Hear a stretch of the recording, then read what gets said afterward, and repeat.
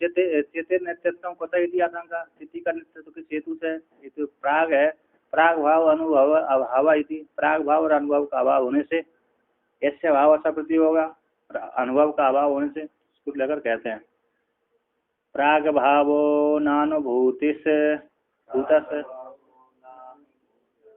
चितिर्नित्यः ततश्चिति द्वैतस्य प्राग भावस्तु चैतन्येनानुभूयते। कहते प्राग भावो नानुभूति, प्राग भाव है, अनुभूति नहीं है ना। चैतन्य यहाँ पर कहते हैं स्थिति का नित्यत्व किस हेतु से? प्राग तो अभाव था, प्राग भाव नहीं तो यह सब अशब्द होगी, और अनुभूति नहीं है, अनुभव प्राग भाव का अनुभव न और अनुभव न होने से, प्राग भाव और अनुभव, प्राग भाव रूप अनुभव न होने से, प्राग भाव होने से और अनुभव न होने से स्थिति को इसको लेकर प्राग भाव, प्राग तो भाव है ना, ऐसे अभाव सप्रतियोगी, जिसका अभाव वही प्रतियोगिता। तो अनुभूति प्राग भाव तो था न अनुभूति चिति का अनुभूति नहीं होती है ना। चिति की कैसी होती है? चेतन का नित्य तथा, और नित्य वो चिति कैसी है? नित्य है। चिति का प्राग भाव, जो प्राग भाव था वो अनुभूति नहीं थी, इसलिए नित्य है। मतलब कहते हैं चैतन्य का जैसे घट का प्राग भाव था, घट का जैसे प्राग भाव था, इस प्रकार से चिति का प्राग भाव नहीं है, किंतु अनुभव नहीं हुआ था, ठीक है, उसका अनुभूति ऐसी चिति शक्ति पर परमात्मा है। यदि चिति शक्ति का अनुभूति हो जाती तो जान लेता व्यक्ति, किंतु उसका प्राग भाव नहीं है, प्राग भाव नहीं होता।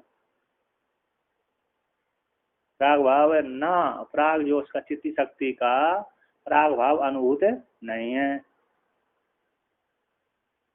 हाँ, यहाँ मूल में जो कहते हैं प्राग भाव का अनुभव का अभाव से, चित्ती शक्ति का नित्यत्व किस हेतु से? क्योंकि प्राग भाव के अनुभव का अभाव, उसका प्राग भाव था पहले, ऐसा अनुभव नहीं था, है ना। तो कहते प्राग भाव चित्ती शक्ति का प्राग भाव का अनुभव न होने से इसी चित्ती शक्ति कैसे होगी? नित्य कहलाती है। किंतु द्वैत का प्राग भाव है, द्वैत का कैसा है?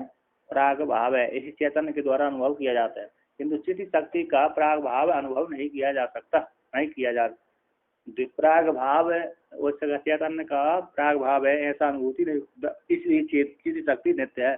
किंतु द्वैत का प्राग भाव चैतन्य के द्वारा अनुभव किया जाता है। इसलिए जो टीका में शंका थी कौन सी? चित्ती का नित्यत्व कुछ हेतु से प्राग भाव का अनुभव, तो कहते हैं चित्ती शक्ति का प्राग भाव का अनुभव का अभाव होने से, प्राग भाव के अनुभव का अभाव होने से, अर्थात चित्ती शक्ति का प्राग भाव का अनुभव नहीं है ना। अर्थात चित्ती शक्ति हमेशा रहती है। हाँ, मैं निर्विशेष कूटस्थ ब्रह्म हूँ, इस प्रकार से नहीं जानता व्यक्ति, हम रूप से जानता है, मैं नहीं हूँ। हाँ, तो यहाँ पर कहते हैं, तो टीकाकार यहाँ पर कहते हैं यथा चित्ती शक्ति का प्राभाव, जो प्राभाव है वह अनुभूत नहीं है, इसी हेतु से वो नित्य कहलाती है। इस जोड़ लेना चाहिए। इदम अत्र यहाँ पर है कल्पना, आप उत्तम जोड़ लेना चाहिए, कल्पना करना चाहिए, है ना। कहता है चित्त है प्राग भाव अस्ति बदन पृष्ठव्य, चित्ती का प्राग भाव है ऐसा कहने वाले से पूछना चाहिए। किम चित्त प्राग भाव किम चित्त अनुभूत होता अन्य, चित्त चैतन्य का जो प्राग भाव क्या चैतन्य के द्वारा अनुभव किया जाता है अथवा अन्य के द्वारा किया जाता है? न अन्य के द्वारा नहीं किया जा सकता, चेतन अलग है और अन्य के द्वारा अनुभव किया जाए। तद अन्य जड़त्वेन अनुभवत्व अनुपत्ति, अन्य का चेतन से भिन्न तो दूसरा जड़ है, तो जड़ होने से उसमें अनुभव करने वाला सामर्थ्य उत्पन्न नहीं हो सकता, अनुभवित्री उसमें उत्पन्न नहीं हो सकती। तो चित्त के द्वारा अनुभव किया जाए इति पक्ष में भी किम चिदांतरण के द्वारा अथवा स्वयं के द्वारा, दूसरे चेतन के द्वारा अथवा स्वयं के द्वारा। नाद्या दूसरे चेतन के द्वारा दूसरे का ही अनुभव होगा, दूसरे उसके द्वारा भी नहीं, आद्या भी नहीं है। क्यों? अद्वैतवाद में चिदांतर का ही अभाव हो जाता है, अद्वैतवाद में दूसरे चिदांतर का अभाव नहीं है, किंतु अन्य मतों में तो दूसरे चिद होते हैं, है ना, सही पुरुष मानते हैं, इसलिए कोई समस्या नहीं वहाँ पर। किंतु अद्वैतवाद में तो इसी यहाँ पर अद्वैतवाद बोल दिया ना, क्या बोल दिया? अद्वैतवाद। और अन्य वादों में बहुत से पुरुष माने हैं व्यवस्था स्वीकार कर लेने के लिए, यहाँ पर क्यों बोलते हैं, बोलते हम एक ब्रह्म मानेंगे तो व्यवस्था नहीं बनेगी, तो व्यवस्था स्वीकार करने के लिए अनेक पुरुषों को माना है उन्होंने। तो यहाँ पर कहते हैं अद्वैतवाद में चिदांतर का ही अभाव है, तो तत्स्वीकार कर लेने पर भी चित्त प्रतियोगी अभावस्य चिद ग्रहण मंत्रण गृहीतुम अशक्यत्वात्, कहते हैं तत्स्वीकार कर लेने पर भी स्वयं के द्वारा चैतन्य का प्रतियोगी जो अभाव है, चित्त प्रतियोगी अभाव का है ना, चित्त प्रतियोगी अभाव का चैतन्य ज्ञान के बिना ग्रहण करना शक्य नहीं है। चैतन्य ज्ञान के बिना, चैतन्य ग्रहण यानी ज्ञान के बिना, चैतन्य ग्रहणांतरण के बिना, गृहित करने के, चैतन्य ज्ञान के बिना उसको कैसे कर सकते हैं, है ना। चैतन्य का ज्ञान नहीं है तो उसको चैतन्य का प्रतियोगी अभाव को कैसे ज्ञान कर सकते हैं। उसको जब तक पहले चैतन्य का ज्ञान हो फिर उसके अभाव का प्रतियोग वो ज्ञान होगा, नहीं होगा। कहते तस्या उस अभाव का चिति शक्ति तस्या अपि गृहमाणे घटादिवत चित्तत्व घटादि समय अचितत्वोपत्थे आपत्थे। यहाँ पर कहते हैं यदि उसको ज्ञान करेंगे किसका, तस्य चिति शक्ति का भी गृहमान कर लेंगे, घट के जैसे यदि गृहमान करेंगे, है ना। चलो अब अभाव को तो ग्रहण कर लिया तो वो तो मिथ्या ही है, किंतु चिति शक्ति को भी यदि क्या करेंगे, गृहमान करेंगे, ज्ञान करेंगे, तो घटाधिक समान वो भी अनित्य की प्राप्ति हो जाएगी।